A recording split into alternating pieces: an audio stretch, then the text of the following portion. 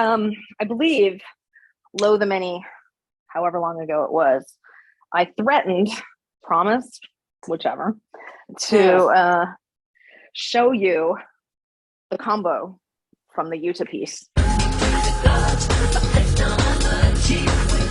He's starting with a crosser, and then from the crosser, he comes up, does the extension, does the lockout, and then comes out. So put your left hand on top. Think about it this way. Your poi is your left poi is behind your right shoulder and clockwise. Then as it comes to the front, bring it, like do a little bit more of an extension to bring it up behind so you have enough time to follow with the other hand. Oh, not the shoulder, behind the head.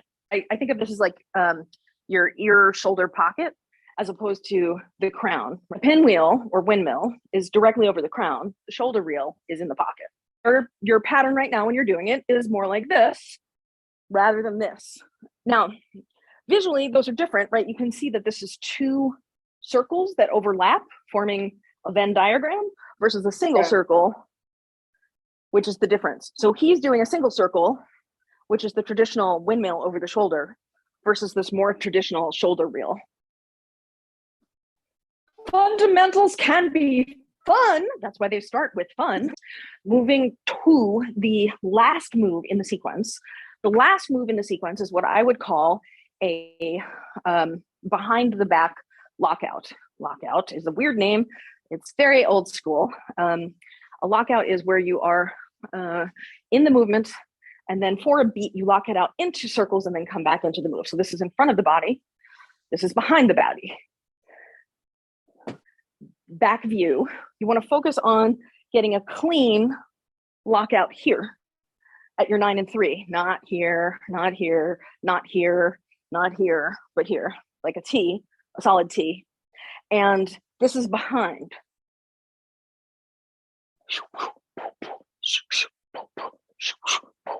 And then you can do this where, so what he's actually doing is what in the old days we called a barrel roll.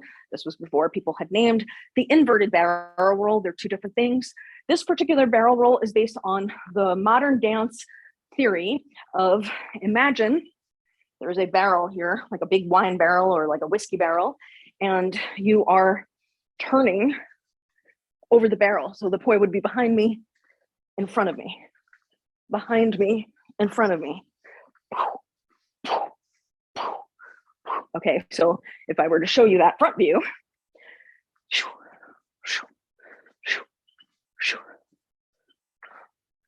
right, really what it is the two paddle flower turnaround, where you keep the poi objectively on the same plane, even though subjectively it switches from your front to your back. This is another one of those things that I feel like it's really natural to just jump into self-judgment about, like, I should be able to do that because I'm just doing a unit circle behind my back, or two of them at once. And that is all you're doing, but there's all kinds of physiology that's different about it, right? So first of all, you want your elbows bent. Second of all, you want your core tight. Third of all, you want your palm forward the whole time through. And then I'm doing it in split time, but you could do it in together time if you wanted. And I'm just keeping it behind my back the whole time. So if you looked at me from behind, this is the left arm holding it there. This is the right arm holding it there. For the combination that we're trying to imitate here, you would want to start in anti-clockwise on the front, because this is what's going to come into clockwise when you turn 180.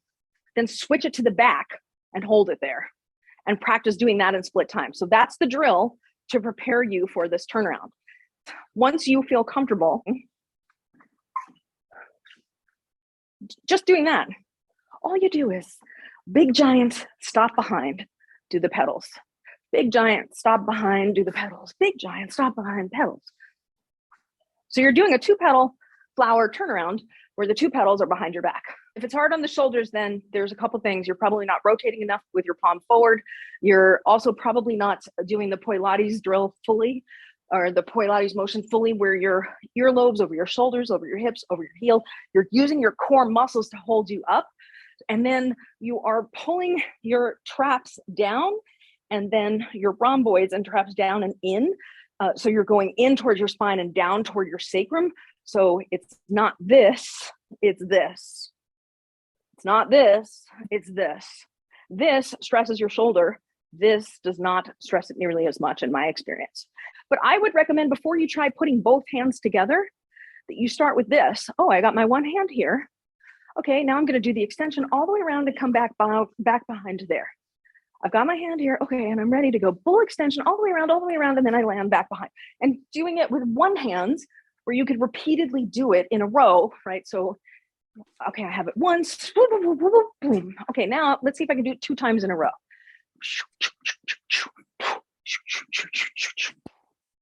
Before you try putting 2 hands together. A side note on that move, the move, which is so it would be a 2 pedal behind the back flower with a giant turnaround. In my opinion, your mileage may vary. I believe this is much better to be performed with your back to the audience so that they can see the full circle.